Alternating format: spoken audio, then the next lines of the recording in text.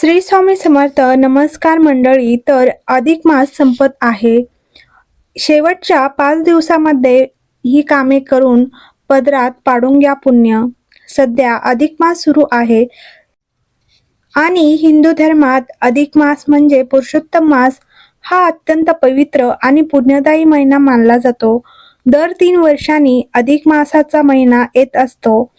यंदा अधिक मास 17 मे ते 15 जून दरम्यान असणार आहे. या महिन्यात उपासना, दानधर्म आणि कुलदेवताची पूजा विशेष फलदायी मानली जाते.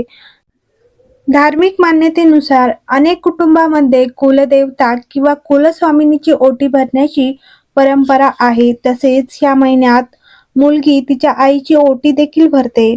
अधिक मासात कुलदेवीची ओटी का भरतात? धार्मिक मान्यतेनुसार ओटी भरणे म्हणजे केवळ एक धार्मिक विधी नसून आपल्या कुलपरंपरेचा सन्मान करणे आणि कुलदैवताशी असलेले आध्यात्मिक नाते दृढ करणे होय. अशी श्रद्धा आहे की कुलदेवतेच्या कृपेने घरातील अडथळे दूर होतात आणि सकारात्मक ऊर्जा वाढते.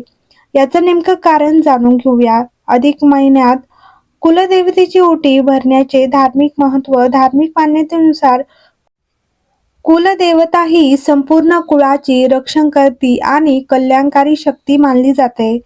अधिक मासात कुलदेवतेचे स्मरण करून तिच्या प्रती कृतज्ञता व्यक्त केली जाते.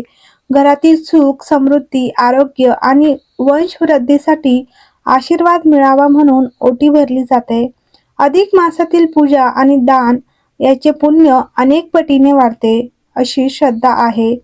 ओटीमध्ये काय भरतात? तर धार्मिक मान्यतेनुसार अधिक मासात भरल्या जाणाऱ्या ओटीमध्ये सामान्यतः साडी, साडीचा खण, नारळ, हळद, कुंकू, तांदूळ, फळे, फुले आणि दक्षिणा अर्पण केली जाते. काही ठिकाणी स्थानिक परंपरेनुसार इतर वस्तूही ठेवतात.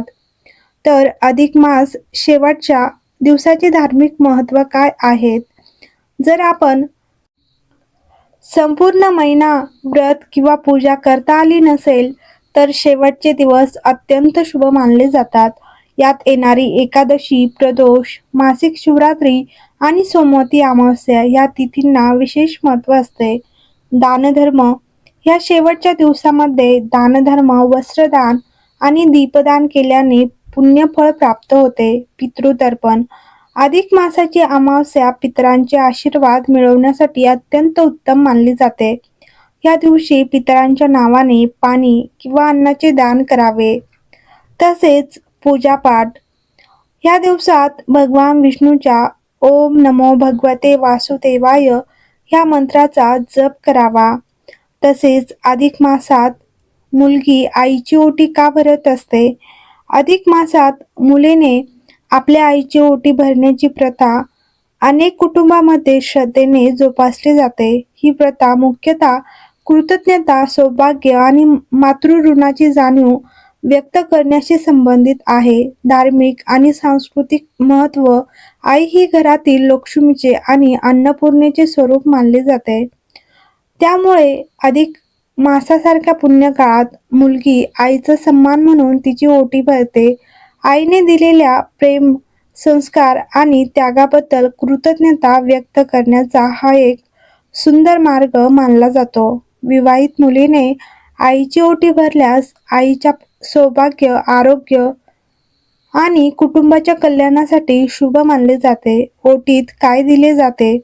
सामान्यतः खण, नारळ, फळे, हळद, कुंकू, तांदूळ, साखर, दक्षिणा किंवा आईला आवडणारी भेटवस्तू दिली जाते. यामागील कारण काय आहेत? तर अधिक मासात केलेले दान, पूजा आणि सत्कार यांना विशेष पुण्य प्राप्त होते.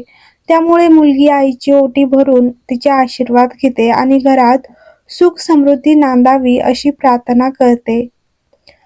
सासूची ओटी का भरली जात नाही? तर अधिक मासामध्ये हिंदू संस्कृतीत ओटी भरणे हा केवळ एक धार्मिक विधी नसून तो स्त्रीच्या मातृत्वाचा, तिच्या सर्जनशीलतेचा आणि अखंड सौभाग्याचा गौरव करणारा एक अत्यंत महत्त्वाचा संस्कार आहे. अधिक मासात सासूची ओटी भरली जात नाही कारण अनेकांच्या कुलपरंपरेत अधिक मासातील वाण किंवा ओटीचा मान विशिष्ट नात्यांपुरताच मर्यादित ठेवला जातो. धार्मिक आणि कौटुंबिक नियमानुसार पाहायला गेलं तर मुलगी लग्नानंतर जेव्हा पहिल्यांदा सासरी येते तेव्हा सासू आपली सुनेची ओटी भरून स्वतःचा मुलगा राजीखुशीने तिच्या पदरात टाकते. नियम काय सांगतो? सासू ही नेहमी सुनेला आशीर्वाद देणाऱ्या स्थानी असते. सासूकडून मिळालेली ती आशीर्वाद रूपी ओटी सुनेला सासूला परत करता येत नाही. सासू ही आधीच त्या घराची लक्ष्मी आणि अन्नपूर्णा असते. त्यामुळे सुनेने सासूची ओटी भरणे शास्त्राला धरून मानले जात नाही. विधवा मातांची ओटी भरता का? शास्त्रात सांगितल्याप्रमाणे विधवा स्त्रियांची ओटी भरली जात नाही. परंतु कारण पतीशिवाय गर्भधारणा शक्य नसते आणि हा विधी नवनिर्मितीशी जोडलेला आहे. जर एखाद्या मुलीची आई विधवा असेल तर तिची खणा नारळाने ओटी न भरता तिला आदरपूर्वक नमस्कार करून तिचे आशीर्वाद घ्यावेत. पर्यायी उपाय जाणून घ्यायचा असल्यास आईची ओटी भरणे शक्य नसल्यास घरातील किंवा परिचयातील इतर कोणत्याही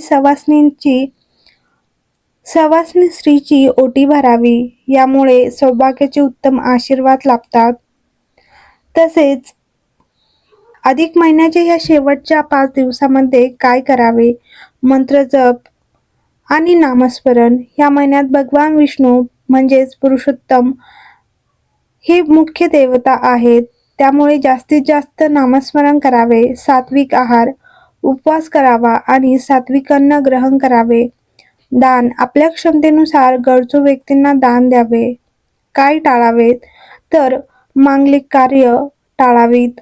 अधिक मासाला मलमास असेही म्हणतात. त्यामुळे या काळात विवाह, गृहप्रवेश, नवीन वस्तू खरेदी, बारसे यासारखे शुभविधी वर्ज्य मानले जातात. वादविवाद, कोणाशी खोटे बोलणे, राग किंवा अहंकार बाळगणे आणि वादविवाद करणे टाळावेत. श्री स्वामी समर्थ मंडळी. तर व्हिडिओ आवडला असेल तर लाईक करा, शेअर करा आणि चॅनलवर नवीन असाल तर चॅनलला नक्की सबस्क्राईब